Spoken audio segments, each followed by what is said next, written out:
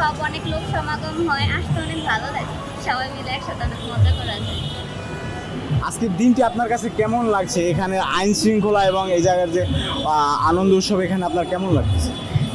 অনেক নিরাপত্তা বাহিনী অনেক ছিল, অনেক পুলিশ র্যাব ওনাদের দেখেছি, মনে হয় সব মিলিয়ে ওনারা অনেক চেকিং করে ঢুকিয়েছে, তো তাই কোনো ধরনের অসুবিধামূলক পরিস্থিতি বা কোনো ঝামেলা দেখিনি। তাই গত বছরের সাথে এই বছর যেই মানে পয়লা বৈশাখ উদযাপন করতেছে, তফাৎটা কেমন বুঝতে পারছেন? আগের বছর আসা হয়নি, এবছর আসা হয়েছে। আগের বছর কেমনি তো পালন করেন না?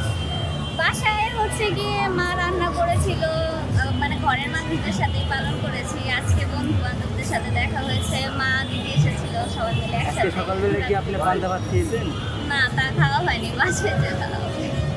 আপনার নাম? আমার নাম সকাল, পুরান ঢাকা। আপু, নারীদের নিরাপত্তা নিয়ে আপনার মন্তব্য কি?